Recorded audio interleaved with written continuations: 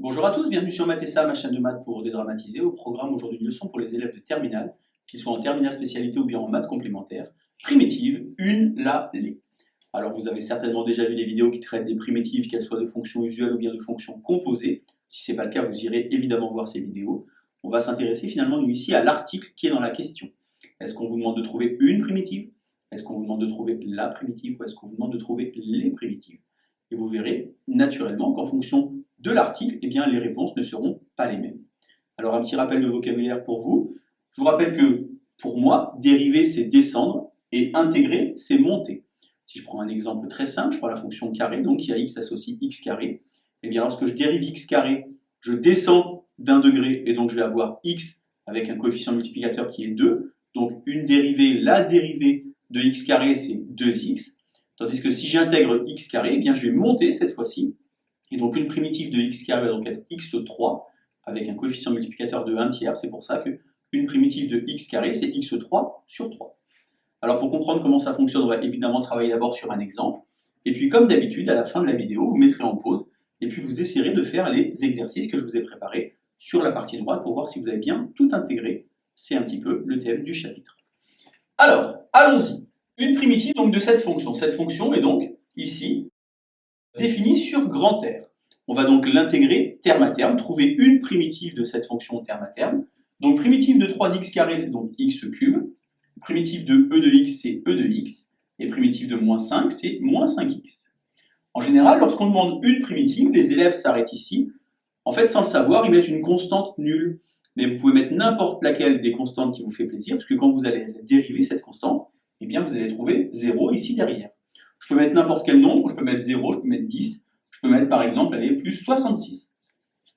Maintenant, je vais trouver les primitives de ma fonction petit f, donc toujours noté grand F. Donc je vais intégrer de la même manière terme à terme, donc je vais avoir x cube plus e de x moins 5x, mais ici je vais avoir un plus k, k étant un nombre qui vit dans grand R. Et donc en prenant toutes les valeurs de R pour k, eh bien je vais trouver toutes les primitives de ma fonction petit f. Je m'intéresse maintenant à la dernière notion, le dernier article, déterminer la primitive avec f de 0 égale 4. Alors en physique, par exemple, on appelle ça une condition initiale, et cette condition initiale va me permettre en fait de trouver une valeur précise pour k, et j'aurai donc la primitive qui vérifiera à la fois la notion de primitive pour la fonction, et également f de 0 égale 4.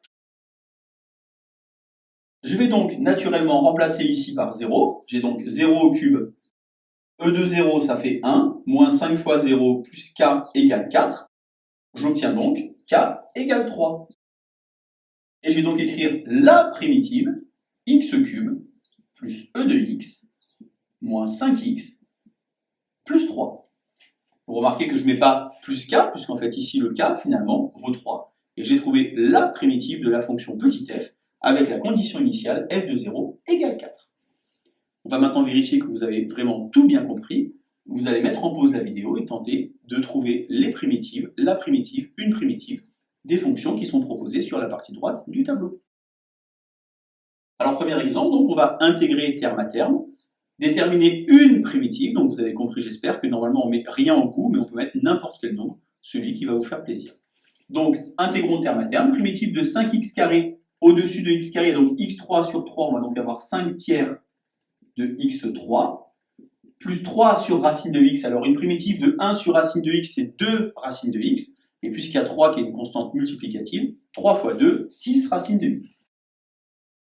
Primitive de 4x, ça fait 4x carré sur 2, 4 demi se simplifie, on a donc 2x carré, et puis je mets plus 1 parce que ça me fait plaisir. Vous remarquez que cette fonction était définie sur R plus étoile, c'est-à-dire en fait 0 plus l'infini ouvert.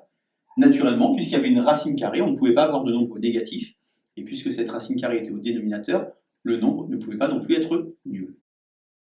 On va maintenant s'intéresser à une primitive d'une fonction trigo. Je vous rappelle que la dérivée de cosinus, c'est moins sinus, donc une primitive de sinus, c'est moins cosinus.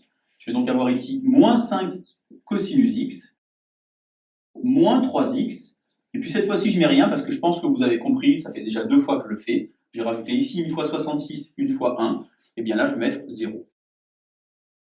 Maintenant je vais m'intéresser à déterminer les primitives des fonctions proposées ensuite. Donc ici, on est sur 0 plus l'infini. Pourquoi? Parce qu'une primitive de 1 sur x, c'est ln de x. Alors normalement, c'est ln de valeur absolue de x. Mais puisqu'on est sur 0 plus l'infini, le x est donc positif. Une primitive va donc être 5 ln de x moins 2 tiers de x carré plus 7x plus k, k appartenant à grand R. Si vous avez un doute sur ce que vous avez fait, il vous suffit de prendre la fonction grand F que vous avez trouvée et de la dériver pour vérifier si vous obtenez bien finalement la première fonction, la fonction petit f initiale. Par exemple, dérivée de x carré, ça fait 2x, 2 fois 2, 4, et j'ai bien mon moins 4 tiers de x. Alors attention, ici, il y a un énorme piège. Il s'agit en fait d'une fonction composée. Vous irez voir à tout prix la vidéo primitive de fonction composée si vous avez oublié comment ça fonctionne. Une primitive de e de 4x n'est pas e de 4x. Une primitive de e de x est e de x. Une primitive de e de 4x, on apprend ça en classe de première, c'est e de 4x sur 4. Donc je vais avoir e de 4x sur 4, moins 7 e de x plus k, avec k qui appartient à grand R. Enfin, dernier exemple, déterminer la primitive donc, de la fonction petit f notée ici avec la condition initiale f de 1 égale 13. Donc d'abord, je vais trouver toutes les primitives, et après, je vais chercher la valeur de k qui vérifie f de 1 égale 13. Donc primitive terme à terme, 5x carré, ça fait donc x puissance 5, plus 2x cube, moins x carré, plus x, plus k, avec k qui appartient à R. À partir de là, il me suffit donc d'utiliser f de 1 égale 13, donc je vais remplacer ici par 1, je vais donc avoir 1, puisque 1 puissance 5, ça fait 1, plus 2, moins 1, plus k, égale 13.